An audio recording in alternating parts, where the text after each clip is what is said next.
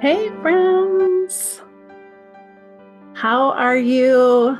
Hello, hello. It's Angela here, and we are on week 9, if you can believe it, of It's Never Too Late to Begin Again by Julia Cameron, Discovering Creativity and Meaning at Midlife and Beyond. So, wow, I can't believe we're already at week 9. Like I stuck a bobby pin in there, like 3/4 of the way done the book already. That's crazy. So I'd love to hear from you. Tell me if you're following along with me. Leave me a comment and let me know what week you're on. And as you know, if you've been following along, you can start this at any time that you like. You can pick up on video number 1. It's the one that doesn't have any week 1. It just says starting the book. And then each video, there's a week 2, 3, 4, 5, 6, 7, 8, and now is going to be 9. And you can start anytime you want and follow along with us. The other thing is you can go ahead and finish the whole thing even faster than us if you really want to. It's all good. So I just went and threw a cozy sweater on because it's a little bit chilly in here. It's like sunny outside, but we're kind of in between right now, like lighting our wood stove and not lighting it, but being a little chilly, but not quite, like, still have to light it later on in the evening. So I'm trying to go as long as I can. So anyway, now I'm all cozy in my sweater. So for those of you guys who are brand new, what this is we're going through a 12-week book study at your own pace. And basically it's a journaling study. So I have a journal here that I have multiple journals, but I'm following along doing the questions. So you do not need the book, just so you know. I like to mention that in each video. You don't have to, but if you'd like to order it, I have a link below in the videos, in all the videos for the book on Amazon. And that it's the cheapest place that I think you can get it.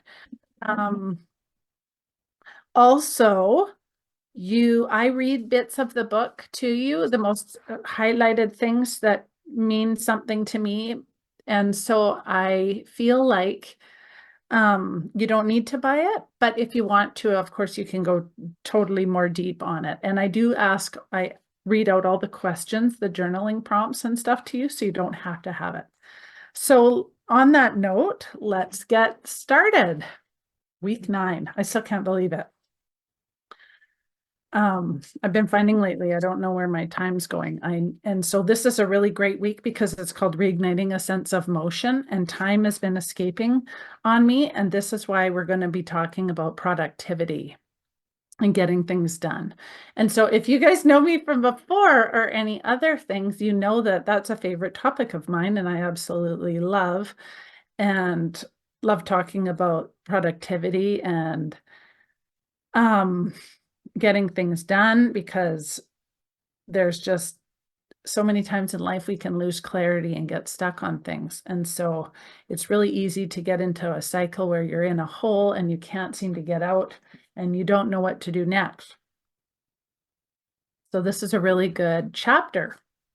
All right, so she starts out with, often we feel stuck, not because we don't know what to do next, but because we do know what to do next. We just don't feel like doing it. Sorry, I forgot to grab my glasses. This week, you will examine your gentle next right steps and how to allow yourself to take them. Looking back in your memoir, you may be able to identify a highly active or productive time in your life. Where did this lead you? Personally, creatively, financially? Did that period impact your life today? Does recalling how you spent your energy then influence how you want to spend it now? There's always a way to move forward in productivity. So, because this book is all about midlife or retirement time or reinventing yourself and your life, it talks a lot about people in retirement, but I also see it as just in changing your career in midlife or starting over when your children have all moved out, all those sorts of things. I can really relate to them in this book. So you don't have to be a retiree or anything. So when she uses that word retiree, it can just mean life transition, midlife transition, change, something for you. So even career change, of course, right? Because you're changing jobs. And so she says many retirees face a two-pronged problem. What can they do to feel productive without working? Commonly, when working a job or career, productivity is defined in terms of other people's expectations. The companies, the bosses, the clients. We receive a paycheck for our efforts on behalf of a external goal set by someone else. Retired, we find ourselves needing to redefine productivity and set our own goals. We need to ask ourselves, how am I doing? And answer by our own lights. So for me, setting goals, that's not a problem. I have so many goals. Like I've had goals my entire life that I've wanted to reach and do. And my biggest thing is that I struggle to feel like I have a long enough life to actually get them all in. I want to do so many things. I'm one of those kind of multi-passionate people that really want to just do so many things. And what happens when you're a multi-passionate person who wants to do all these things is you tend to be a person I consider not a finisher. So do you know what I mean by that? You tend to be not all the time. You may be doing a million things and finishing them, but you probably have also a million projects that you started and never finished. And that's the hard thing, because a lot of times those people like me, we want to not forget all these ideas and thoughts that we have, even if we have a journal and we write them down. Sometimes it's really hard to not be, when you're a doer person, to not and have too many goals, to not start something just so you don't forget these brilliant ideas that we have. And that gets us into a lot of trouble, because then we feel overwhelmed with all the stuff we have started, and we still have all the new things we want to start, but we've got these piles and piles of ideas and things we haven't finished yet. So to me, that's something that I need to address and I need to work on in my journal. And so if that's something for you to focus on, sometimes I taught a course once years ago on completing unfinished projects. And I did it along with everybody in the group, and it was really powerful. And I got so many things done, and I realized so many of the projects that were important and weren't important, and was able to get rid of those out of my mind, and took up a lot of space having all of that thought that I didn't finish all these things. That in the end, I narrowed down what was really important and what wasn't, and finished those things and felt really great. So I don't know if that will help you, but that has nothing to do with the book. That's just how I did things. So she goes to say, productivity means different things at different times in our lives. Goals we set in retirement may be very different from goals we set when we're working. They may seem too small or too big. The freedom that they can be anything might be overwhelming to the point of paralyzing. I have found that there are simple tricks to jumpstart productivity, though, and once a project had begun, it tends to take on an energy of its own. And I believe that once I get the project rolling, if I don't get stalled out, it does take on an energy of its own. And it's great when that happens, but sometimes that doesn't happen. So that's when these things can be a great tips. She says, I'm thinking of what my next project will be and how I'll get myself to begin it. Sometimes bribing myself, I'm much happier. And when I'm happier, I'm more productive. So I don't do that. I don't bribe myself, but that's one of her techniques that she claims works for her. Like if you tell yourself you're going to buy yourself some new outfit, if you finish something, sometimes that really works for people. And it's a great tip. And other people, it doesn't work for. Like I wouldn't be excited about getting a new outfit if I finish this thing. I think I want the result of completion, the feeling of something finished. That's what I love, is that then I feel the sense of accomplishment that I completed something. So, but if that works for you, that's a really great tip. So the first thing that we're going to write in our journal, she's got your first task. So she wants to answer the following questions. I used to feel productive when? I now feel productive when?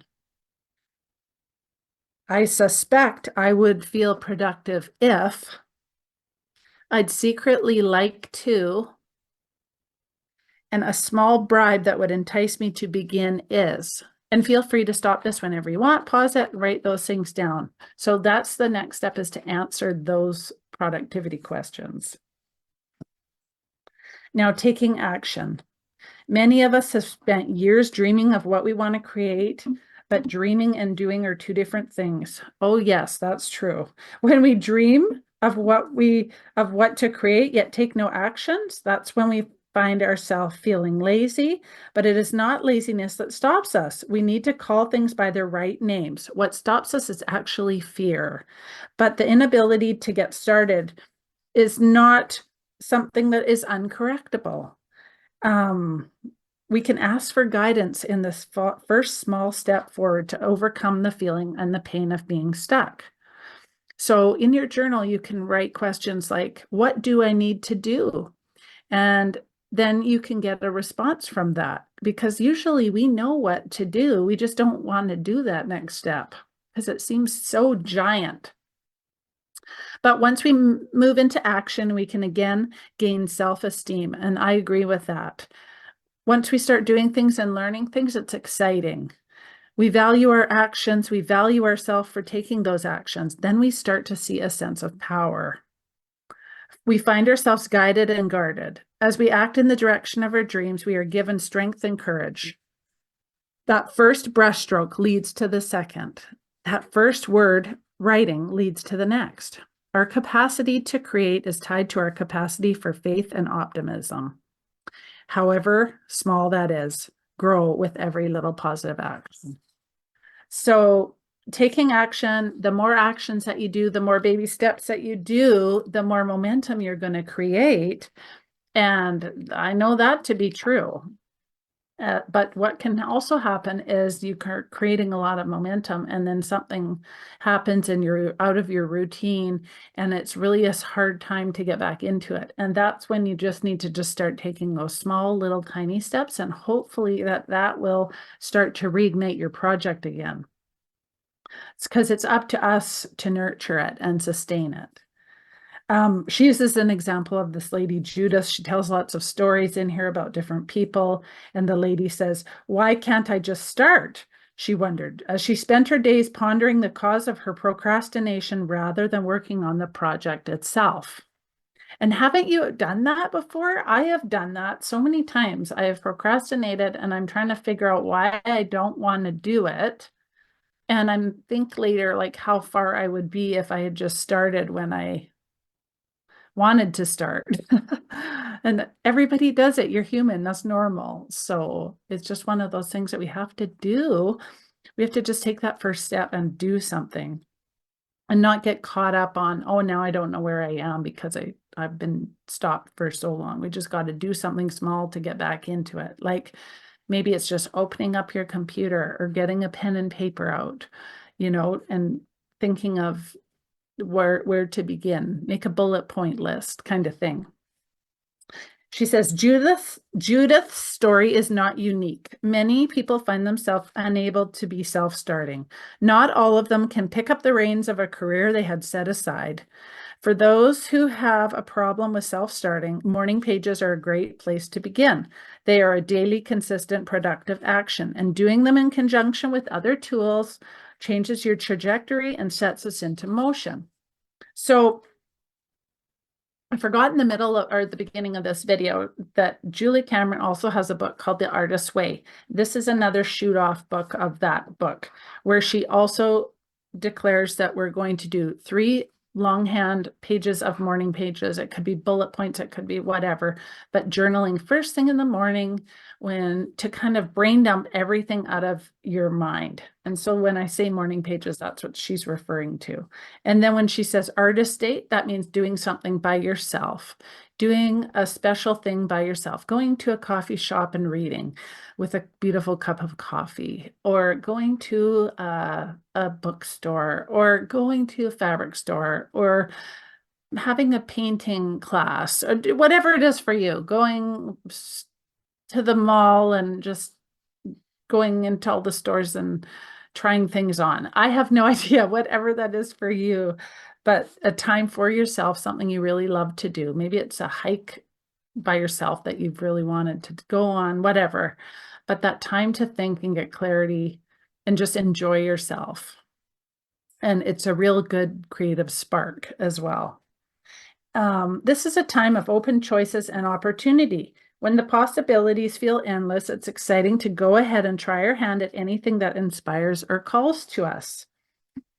And she talks about this fellow Dave. Dave loved teaching, and the loaves that he produced, I think he was a baker.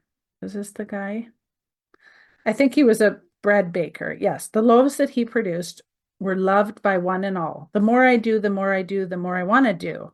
The more I sit around, the more I want to sit around. And it's the sitting around that's actually hard. Indeed, it is far harder and more painful to be a blocked artist or a creative person than it is to actually do the work. Because when we're blocked, everything feels impossible. But when we actually take action, even the tiniest ones, this once impossible task seems easy. And so whenever we have a big project, obviously the best idea is to break down the project into the smallest steps that you can and start at the beginning to give you a little bit of that momentum. And she talks about as we remember our dreams and our goals and our reasons for not pursuing them become transparent. So the next journal prompts that we're going to do is, she says, list 5 actions you dream of taking. So the first one is, and you can write these down, is list 5 large actions. So number 1 to 5, and then fill in 5 large actions that you dream of doing. Examples, she is writing a novel, traveling the world, putting an addition on the house, painting a self-portrait, learning the drums. And then now list another 5 points, number 1 to 5. And what tiny action can you take in the direction of each of these larger actions? So for writing a novel, her thing would be list areas of interest. For traveling the world, number 2 would be go to a travel store. For number 3, putting an addition on the house would be to read magazines and get ideas. And number 4, painting a self-portrait, if that's what you want to do. Give your sketch quickly yourself. And learning to play the drums. Begin with a bongo. Just whatever little step that is for you. The smaller the action, the better. Baby steps are actually big, turn into big things. And they really, really do. So this is where we're kind of pulling the whole book together. And we're taking those dreams and goals and ego and fear, and we're pushing those to the sides and deciding that we're going to take action on these big goals and dreams. Now, here's an interesting topic inside of this chapter called Money Matters. So I guess she wants to discuss money matters because entering retirement or midlife, it's time to get a grasp on how you want to spend your money. And spending along the lines of your true values. Some of us worked very hard in our jobs without enjoying much more about our jobs than a paycheck than they provided. But in retirement, we can work at jobs for fun that allow us to explore our creativity or may even bring a paycheck. And not everybody is at that point, honestly, that a lot of people have to work a lot more years than the current retirement. Some people have an amazing retirement and are super lucky in the fact that they have a big pension or pensions or whatever that is, or savings. But a lot of people don't. And with the way that the world is with the inflation and the prices, it's really important to get a handle on your finances and know where you stand. I can definitely understand that. So what she wants you to do next is realize that, like, become midlife, it just creeps upon you. It's just creeping upon me. Day by day, I feel like, how did I even get here? You know, when we're young, if we had more thought on things, you would have had more savings, but you don't know because you don't know what you don't know. She says retirees are often on a tighter budget than they were working. And this is what the people that I know, how they feel. And in retirement, spending must be approached with a new awareness. What is really important to us? Where can we trim away the fat? Is there a balance of fun spending? And is there a way to find this balance? So what she calls is basically all it is tracking and counting. So basically, she talks about some people that they forget about themselves and they spend a lot of money on other people and trying to please people and doing things for other people and forget about yourself and your budget. And basically wants you to try counting for the week. So the task is try writing every single thing down for 1 week, every penny in and every penny out. That includes large and small payments, buying a car, a newspaper, finding a coin on the ground. Everything counts. Write it down, and by the end of the week, look back at your spending. I would say to do that for a month. Your patterns will reveal themselves to you with clarity.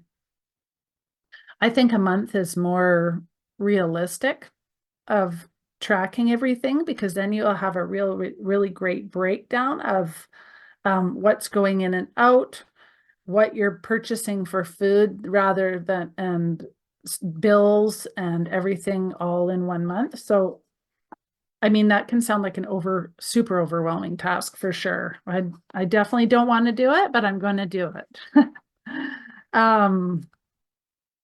I think it is really important to know what you have coming in and out, and if you're wasting a lot of money and where you can trim. I think that's super important. And if you don't have to worry about that and money's not an issue for you, that's great.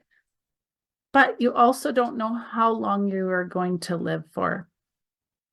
And so that's important too, because I remember when my grandma was saying, my grandpa died, I believe he was 85 or 81. I can't remember.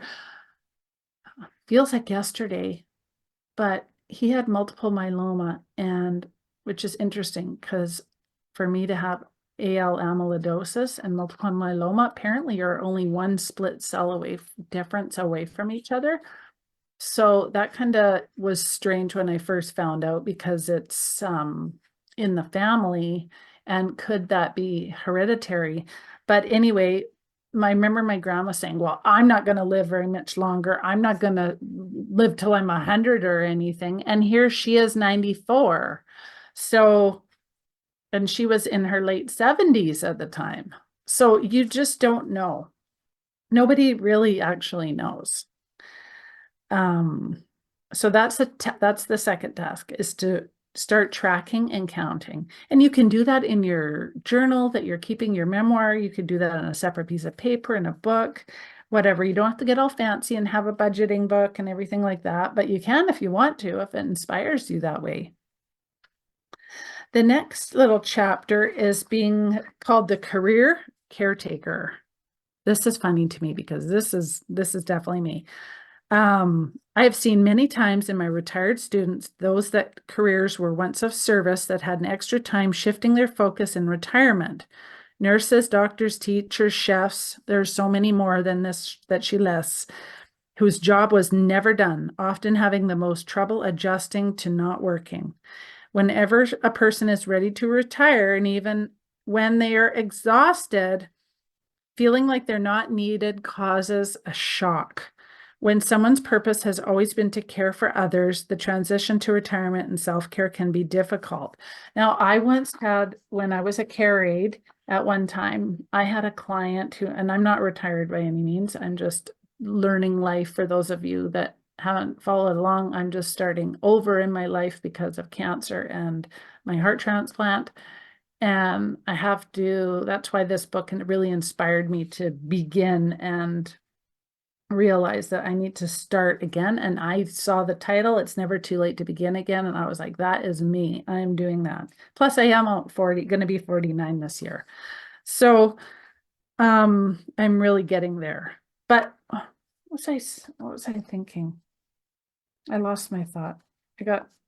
Oh, when I was a care aide, I had a client and I went to her house 3 times a day, and I worked for WCB, and they took care of her because it was a WCB covered accident. And so she was paralyzed from the breast down. And she became like one of my best friends. And it was so difficult. So difficult. So I would go to her house 3 times a day because I would, first of all, get her out of bed into the washroom and showered and everything. And then I would get her into her wheelchair for the day. And then I would go home. And then I would come back midday and help her with food and or groceries and cleaning and her meds and whatever else during the middle of the day. There was lots of things to do. And then in the evening, get her out of her wheelchair, all that work stuff, and get back into bed. And yeah, we became like best friends, and I was like a caretaker. And when she passed away at 54, I was devastated. I didn't see it coming at all. Well, nobody did. It was really, really quick. She ended up passing away from I don't know, it's going to come to me. I'm just thinking about her makes me so sad. But she got that bacteria in her blood that she couldn't fight it anymore. It was really sad. But I felt that same feeling of who am I? I was her best, that was my best friend. I took care of her, and that was my main client that I had. And like, there's this thought that we go through, even when we're exhausted, that you almost don't know what to do with yourself, because I was so of needed such an emotional, I was going through so much grief that I didn't want and start with new clients right away. I wanted a break from that. And then I ended up doing a whole career change because it was so traumatic with what everything happened. I ended up being the one beside her when she passed away, holding her hand all by myself. And it was really, really rough. But I know what that feeling is, taking care of yourself, when you can you can forget about yourself because you've been so consumed with helping everyone else. And that was on top of raising 3 children and having a spouse and taking care of my home and my family and things like that. So the next task in your journal is list 3 times you put more energy into a relationship than you got out of it. Now, that wasn't my case because she gave back, and she gave me so much back as a friend. But this is for times or relationships that you put more energy in than got out of. So I have different people for that list, that's for sure. And if a memory is loaded or painful, allow yourself to write for 5 minutes about this relationship.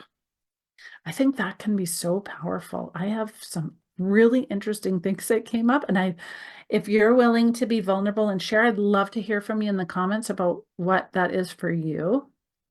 You don't need to put names on there or anything if you don't want to. But just noticing those things, and it's almost like a release of that. Or maybe you can see yourself continuing to fall into those types of patterns and relationships where the needy people you're always that person for the needy people. Or maybe you can see that was in the past, that was a pattern for you, and that you don't do that anymore. It just brings up interesting patterns and things that you can look at and dissect and say, do I really want to be that person still or not? Now, number 1 to 10.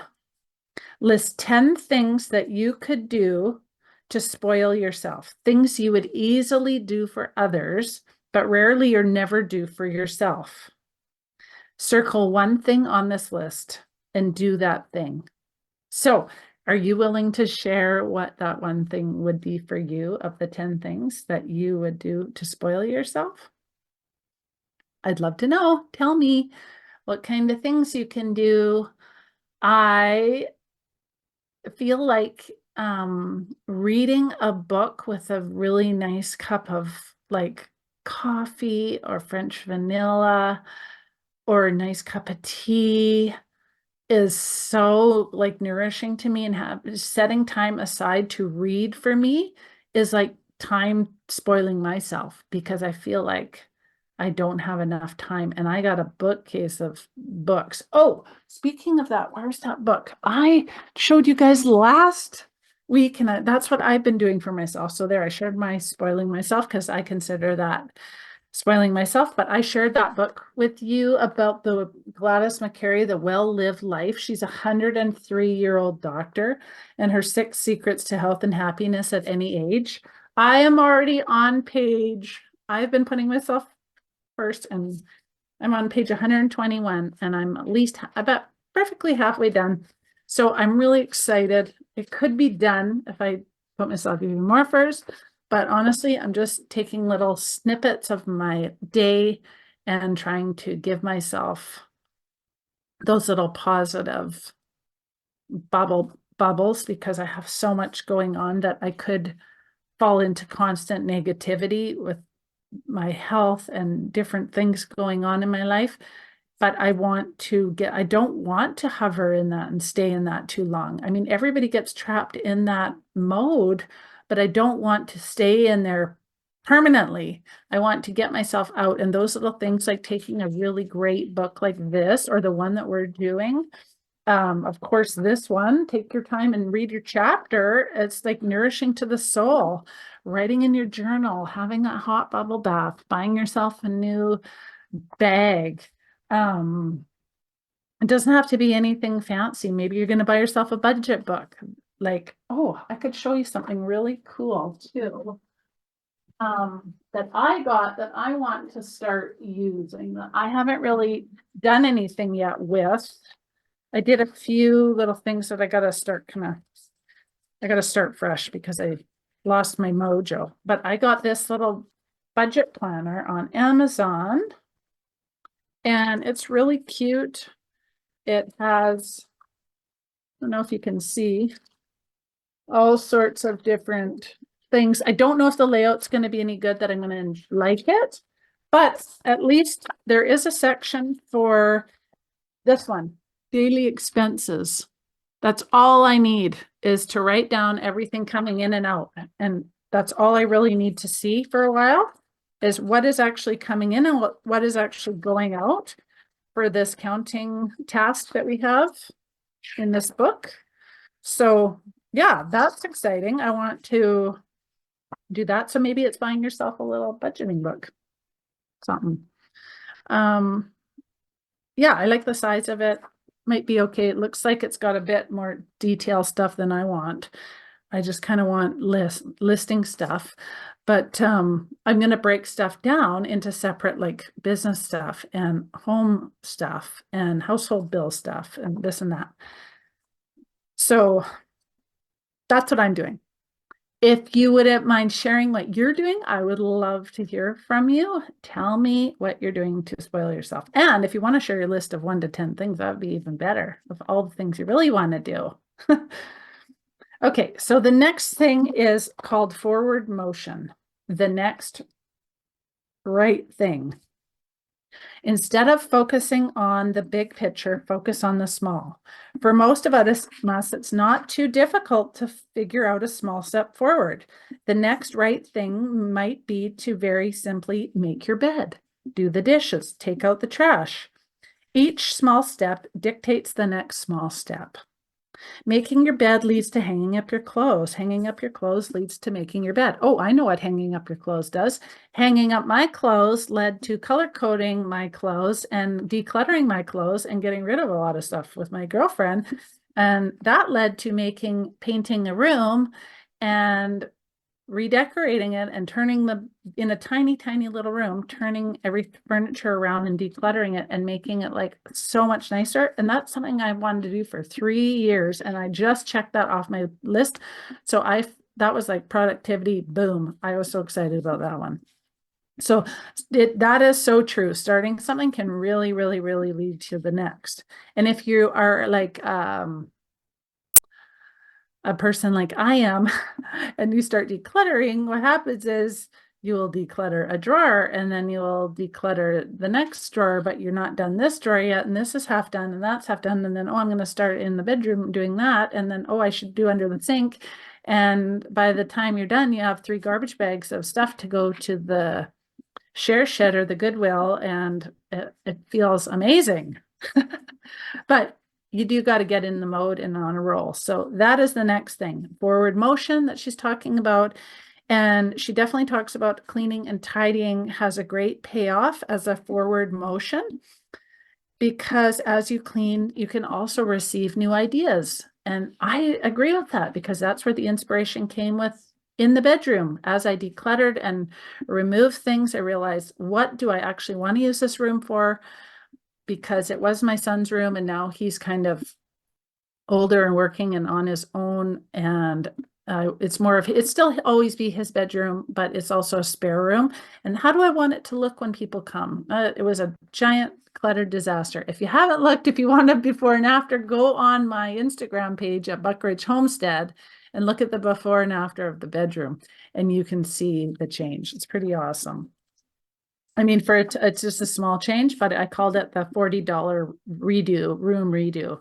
And all it was basically a can of paint, a paintbrush, a drop cloth, and reorganizing, decluttering crap that was in that room and bringing in different pieces of furniture from a different room and using what I had. So I found that to be like a budget friendly way of trying to do a room refresh without costing a lot. So that was really fun and motivating. And then I felt really productive after. So yeah, doing the next right thing can feel almost magical when the cycle of motion is initiated. Don't overthink what the next right thing is. It will be something small, easy, or something that appeals to the imagination. And there's a bunch of quotes in here, but I like the one that says, progress lies not in enhancing what is, but in advancing towards what will be. Khalil Gibran. So I love that. So this week has been really productive. I've done the room during the week of this topic, reigniting a sense of motion. I have done the proper things. The only thing I have not done is took myself on like an artist date, which is take myself and go do something special. So I do have to get caught up on those. I owe myself a couple of those. I've been doing the writing. I've definitely been doing the walking. And if I couldn't walk outside, I would pedal on my exercise bike in the house or walk to a walking workout video. And that's something that just to get my steps in that I can do at home. So I have done that, but I do owe myself those artist dates. I'm not 100% sure what I want to do, but I know that they're not in this town. I want to go to the next town over, which is like an hour and a half. And there's lots and lots of ideas there that I want to do. So I just have to book a day and book a time in my calendar to actually make that time for me to do it. So if you have to do that, set that time aside for yourself and do the thing too. And I will come back to you in week 10 and tell you what I did, because I really want to do it. So just here's our weekly check-in. How many days did you do your morning pages? How was your experience doing them? Did you do a creative date with yourself? And if you did you discover anything more that you'd like to explore? Did you take your walks? Did you notice anything along the way or have any aha moments? Did you experience any synchronicity this week? And what was it? Oh my goodness, I wanted to write this down. I was cooking and I had this moment. If I can think about it, I'm going to share with you next week if I can figure it out. I'm waiting for it to come back to me so I can write it down, but I did have a synchronicity moment. And it wasn't a deja vu moment. It was something synchronicity. And it was amazing. And I remember saying it out loud. Oh my goodness, that was, yeah, I got to think of it. But I had one. And that doesn't even count because I didn't write it down. Bad me. I got to write things down, my memory. What did you find in your memoir that you'd like to explore more fully?